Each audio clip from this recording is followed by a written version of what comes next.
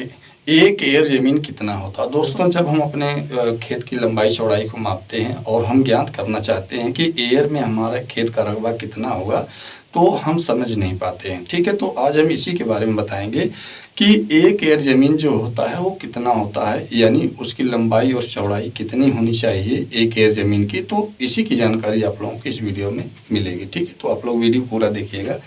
तो दोस्तों देखिए, इसके पहले हमने बताया है, ठीक है, हम कई वीडियो बना चुके हैं इस पर, लेकिन ये वीडियो कुछ अलग होगी। ठीक है, हम अच्छी तरह से आप लोगों को समझाएंगे एयर के बारे में। ठीक है, एक एयर ज़मीन की लंबाई चौड़ाई मीटर में या फुट में कितनी होनी चाहिए, ये चीज़ आज हम आप लोगों को बताने वाले हैं। तो दोस्तों देखिए, सबसे पहले आप लोगों को फार्मूला याद होना चाहिए। जैसे एक हेक्टेयर में कितने एयर होते हैं, ठीक है, कितने वर्ग मीटर होते हैं, कितने वर्ग फुट होते हैं, ये चीज़ तो आपको मालूम होना ही चाहिए। इसके पहले हम वीडियो बना दिए, आप लोग देख लीजिएगा। ठीक है, कि एक हेक्टेयर में कितने वर्ग फुट होते हैं, कितने एयर होते हैं, कितने वर्ग मीटर होते हैं। ठीक है, ये सारी चीज़ हम पिछली वीडियो में बता दिए। तो दोस्तों चलिए, इस वीडियो में अब हम आप लोगों को बता दें कि सबसे पहले आप लोगों को ये चीज़ मालूम होना चाहिए कि एक हेक्टेयर में कितने एयर होते हैं आपके यहाँ। ठीक है, वैसे एक हेक्टेयर में 100 एयर होता है। ठीक है, ये सभी लोग जानते हैं। तो जहाँ पर 100 एयर होगा उसके हिसाब से हम बताएंगे, और जहाँ जहाँ पर एक हेक्टेयर में 1000 एयर होता है उसके बारे में भी हम बताएंगे। दोनों जगह, जैसे हमारे यहाँ तो 1000 होता है एक हेक्टेयर में। ठीक है, तो हमारे यहाँ अगर एक हेक्टेयर में 1000 एयर होता है तो उसके बारे में भी बताएंगे कि एक एयर ज़मीन की जो लंबाई चौड़ाई होती है वो कितनी होनी चाहिए। और अगर आपके यहाँ 100 एयर होता है एक हेक्टेयर में, तो आपके यहाँ के बारे में भी हम बताएंगे कि आपके खेत की लंबाई चौड़ाई कितनी होनी चाहिए। ठीक है, एक एयर की। तो दोस्तों देखिए,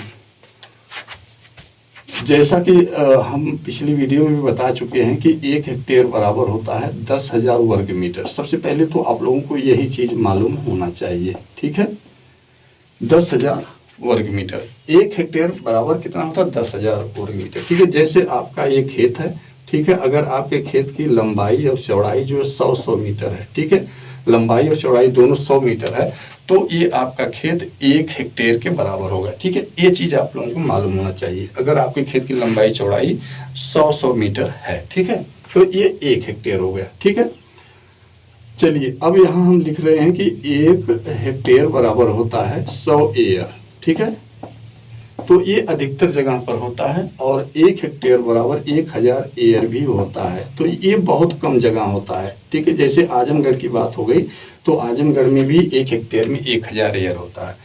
ठीक है, तो दोस्तों देखिए, अब यहाँ और पहले आप लोग समझिए, 10,000 वर्ग मीटर बराबर एक हेक्टेयर और 100 एयर बराबर एक हेक्टेयर, तो ये दोनों चीज़ बराबर हो गया। यानी या तो कहिए 10,000 वर्ग मीटर बराबर 100 एयर, या 100 एयर बराबर 10,000 वर्ग मीटर, ये दोनों चीज़ होगा। ठीक है, अगर देखिए 100 एयर बराबर एक हेक्टेयर, हेक्टेयर ये भी है, और 10,000 वर्ग मीटर बराबर भी एक हेक्टेयर होता है, तो ये दोनों चीज़ भी बराबर होगा। ठीक है, इसको हम लिख सकते हैं 100 एयर बराबर 10,000 वर्ग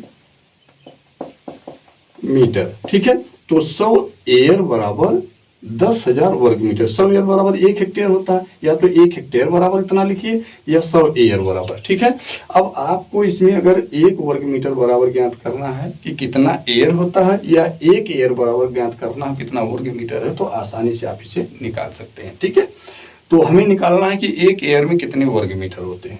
तो हम क्या करेंगे, 100 का इधर पक्षांतर कर देंगे। दोस्तों इसको हम लिख सकते हैं 100 गुणे एयर, या 10,000 गुणे वर्ग मीटर। ठीक है, ये चीज़ हम लिख सकते हैं। हम इस पर ज़्यादा अभी नहीं बताएंगे क्योंकि आप लोगों को मालूम है। ठीक है, तो जब हम 100 का इधर पक्षांतर करेंगे तो ये गुणा है तो इधर भाग हो जाएगा, तो यहाँ एक एयर बराबर हो जाएगा, एक एयर बराबर हो जाएगा, यानी 100 तो इधर से चला गया। ठीक है, तो यहाँ 10,000 वर्ग मीटर है। ठीक है, अब इसमें हम 100 से भाग कर देंगे। ठीक है, तो कितना आ जाएगा, 100 हो जाएगा, तो ये 100 वर्ग मीटर हो गया, 100 वर्ग मीटर। ठीक है, तो एक एयर बराबर कितना आया, 100 वर्ग मीटर। ठीक है, अब इसी तरह से 1000 एयर बराबर 10,000 वर्ग मीटर भी होगा। ठीक है, 1000 एयर बराबर ये हो जाएगा 10,000 वर्ग मीटर। ठीक है, अब इसी तरह से हम इसका भी पक्षांतर करके निकाल सकते हैं कि एक एयर में यहाँ पर कितना वर्ग मीटर होगा।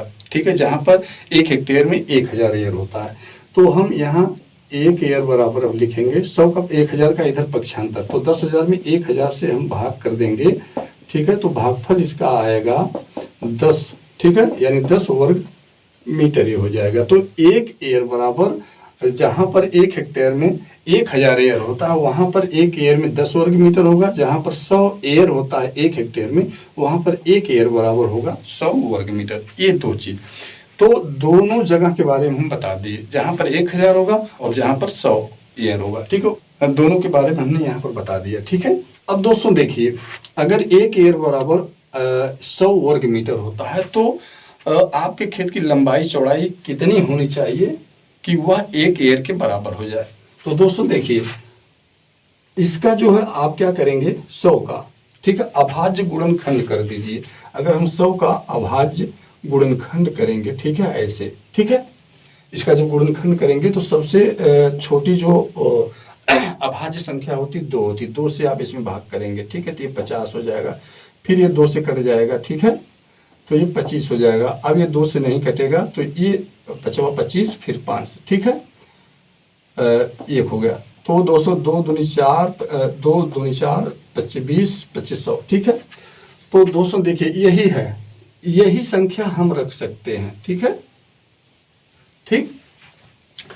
मान लीजिए आपका ये खेत है, ठीक है, अगर आपके खेत की, चलिए पहले दोनों को बराबर करते रहें, ठीक है। ये मान लीजिए आपका खेत है, अगर आपके खेत की लंबाई 10 मीटर है और चौड़ाई भी 10 मीटर है तो आपका जो खेत होगा एक एयर के बराबर, यानी 10 दहा में 100 वर्ग मीटर हो जाएगा, ठीक है। ये मीटर में है, ठीक है, ठीक है।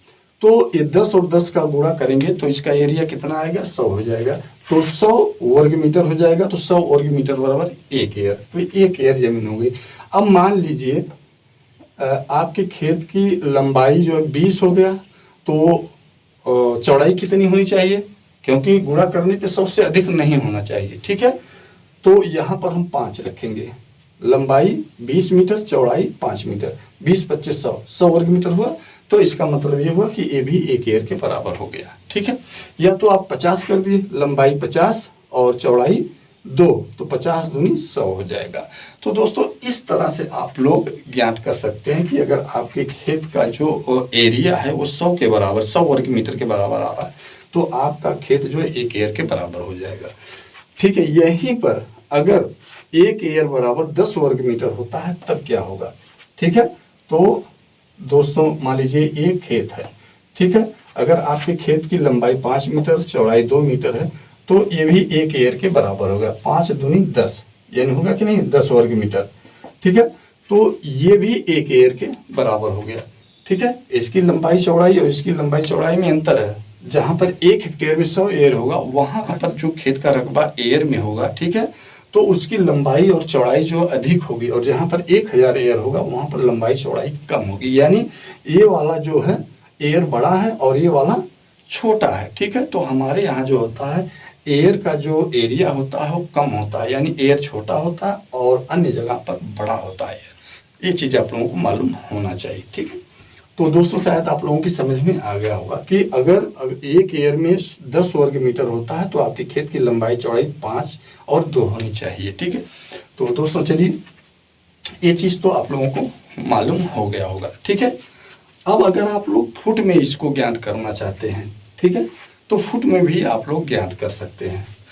तो दोस्तों चलिए अब हम फुट में आप लोगों को बता देते हैं कि आपके खेत की लंबाई चौड़ाई फुट में कितनी होनी चाहिए, एक एयर में कितना वर्ग फुट होता है, ये चीज़ आप लोग जान लीजिए।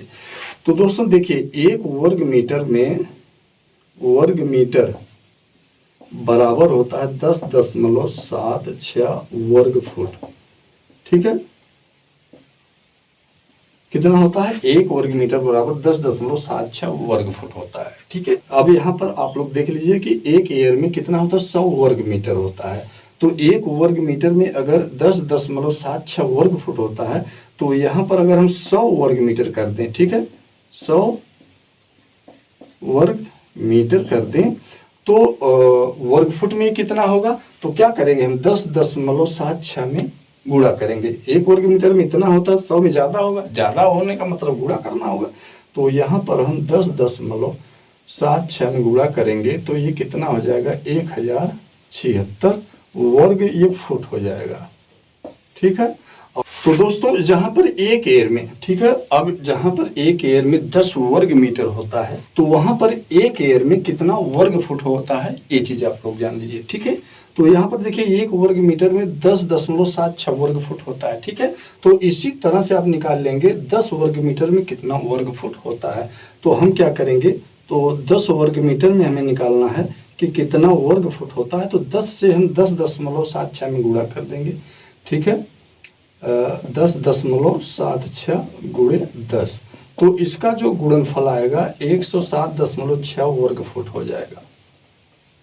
तो दोस्तों यहाँ पर आप लोग देख लीजिए कि 10 वर्ग मीटर बराबर कितना आया, 107.6 वर्ग फुट, यानी कि ये 10 वर्ग मीटर जो है ये एक एयर हो गया। ठीक है। एक एयर यानी एक एयर बराबर होता है 107.6 वर्ग फुट। ठीक है।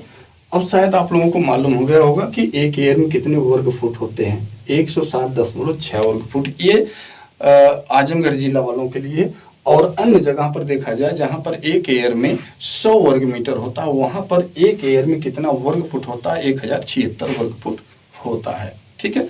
तो दोस्तों इस तरह से जो है आप लोग ज्ञात कर सकते हैं, पता कर सकते हैं कि आपके खेत का रकबा एक एयर में कितना होता है, वर्ग फुट या वर्ग मीटर। ठीक है। और आपके खेत की लंबाई चौड़ाई कितनी होती है।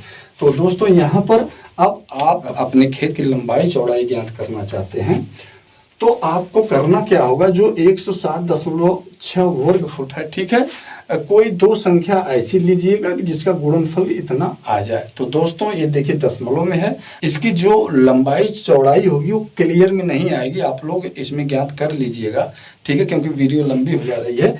इसी को दो भागों में बांट लेना। ठीक है। 107.6 को इसी को दो भागों में आप इस तरह से बांटिएगा कि दोनों का गुणा करने पर कितना आना चाहिए, 107.6 आना चाहिए। तो उसी में जो ज़्यादा होगा उसकी लंबाई चौड़ा, उसको आप लंबाई मान लीजिए, जो कम होगा उसको चौड़ाई मान लेंगे। उसी तरह से आप लोगों को क्या करना है, जहाँ पर एक एयर में 100 वर्ग मीटर होता है वहाँ पर भी आप जो एक एयर में 1076 वर्ग फुट होता है। ठीक है। तो उसको भी आप लोग दो भागों में बांट करके, ठीक है, उसमें लंबाई चौड़ाई आप ज्ञात कर सकते हैं। ठीक है। जो ज़्यादा होगा उसको लंबाई मानिएगा, जो कम होगा उसको चौड़ाई मान लीजिएगा। ठीक है। लेकिन दोनों का गुणा करने के बाद 1076 आना चाहिए, तभी वो सही होगा। ठीक है। तो दोस्तों आप लोग इस तरह से उसकी लंबाई चौड़ाई को ज्ञात कर सकते हैं। ठीक है। तो दोस्तों अगर आप लोगों को वीडियो पसंद आई हो तो इस वीडियो को एक लाइक ज़रूर कर दीजिएगा और चैनल को भी सब्सक्राइब कर लीजिएगा, ताकि आने वाली हमारी नई वीडियो का नोटिफिकेशन आप तक सबसे पहले पहुँच सके। तो आज के लिए बस इतना ही। नमस्कार।